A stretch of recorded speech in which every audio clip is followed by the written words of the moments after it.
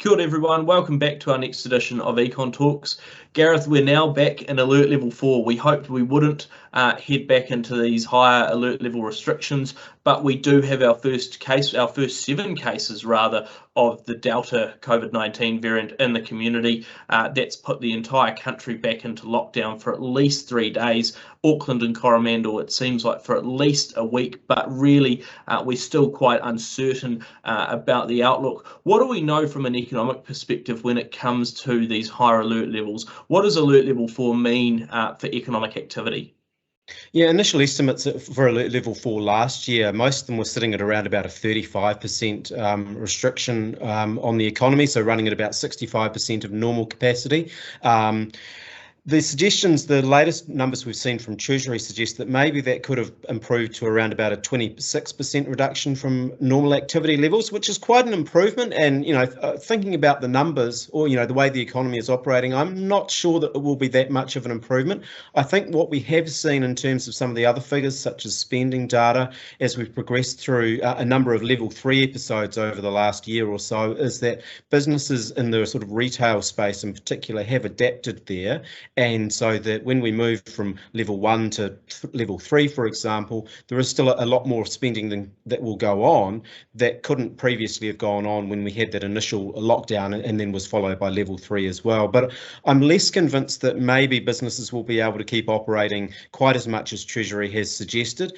But I guess overall, what we have seen over the last year, particularly in the wake of that first lockdown, is an incredible resilience from the economy, an incredible resilience from businesses. Of course, we've had a lot of fiscal and monetary support for them as well, which has been great. But generally speaking, the economy, once you get out of lockdown, it bounces back pretty darn well, and there's a catch up in household spending. So at the moment, like you say, we don't know how long this lockdown will last, but optimistic that we can pull through it with the appropriate government support. And of course, we have seen Grant Robertson announcing measures to bring that back in place and help businesses out. Absolutely, and we are going to need some of that support because we know that as much as we do have a resilient economy, and you're absolutely right, they're coming into it, of course, economic activity strong, spending activity ready to go, businesses starting to rebuild how much they were bringing in, of course, that cash flow going to help.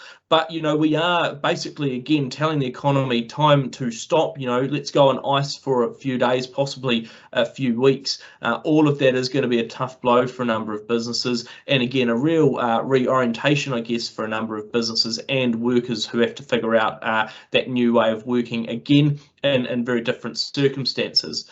What we also know is that some businesses are going to be pushed to the wire because of these challenges, particularly those in the tourism sector. They've been holding out for better activity. They were getting some good snow, some good ski season activity, and again, this latest increase in alert levels has sort of popped that expectation. That's going to be a challenge, but we also know that the government has been providing additional support.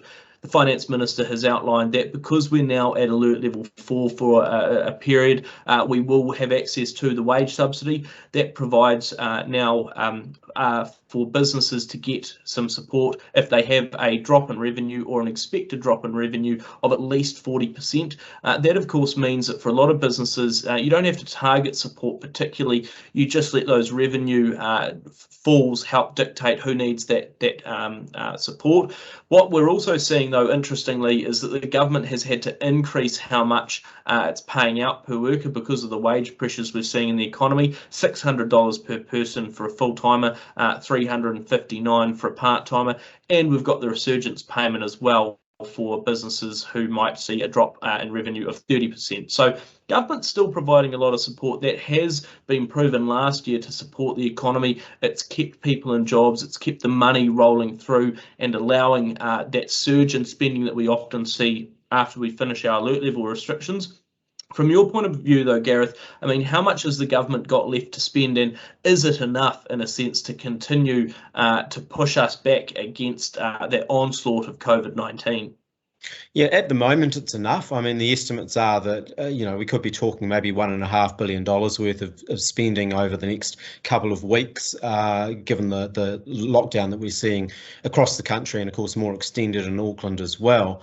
But if you go back a year, the government at that point in time said, well, we've got about $14 billion left in the COVID relief fund, and we're putting that aside in case of another lockdown happening.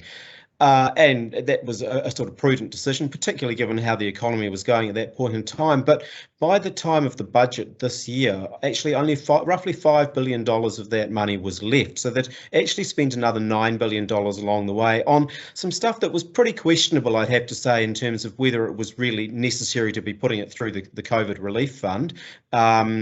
It was stimulating the economy, but it was the sort of policy, a lot of it was the sort of policy that you'd expect Labor to be doing potentially anyway in terms of their normal economic approach. And so what we've faced with now is, yes, we still have enough for now, but you can sort of sense the situation. If this was to stretch on for 6 or 8 weeks, then you're starting to run into some potential problems. And look, we know the government's moved quickly here to lock down, but we only have to look across the Tasman at Australia and what's going on in New South Wales to realise that, when Delta gets going, it really seems to get going, and it can be very hard to get on top of. So I see significant risks there. Who's to say that this is going to be the last Delta outbreak as well? Absolutely, or in fact that Delta is the worst outbreak we'll face. We haven't made our way through the Greek alphabet yet when it comes to COVID-19. But you are right that there are concerns around, just how much more we may have to eventually spend. Of course, government as well, having made it clear that they needed to support businesses, some of that spending, I think there's also questions around what exactly it was spent on, and again, if there were other better, more competing priorities that might have got a look in first. What we do know is that, again, the government has looked to try and back businesses as much as possible. We've got at least a 3-day period at alert level 4, but the wage subsidy being extended or providing for a 2-week lump sum. So again, that's a significant amount of support that'll be provided through to support workers, to support businesses and their cash flow. But you do have to wonder just when this ends and how we will battle through. What's abundantly clear, particularly given the Delta variant and what we're seeing in New South Wales, is that New Zealand's approach to going hard and going early is absolutely the right response, not only from a health point of view, but certainly from an economic point of view.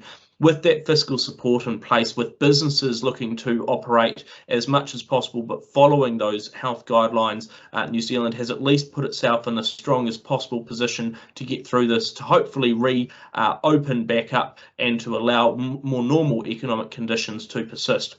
We'll monitor that. We'll figure out how we continue to exist working from our bubbles at home and bring you some new analysis on one of our next editions of Econ Talks.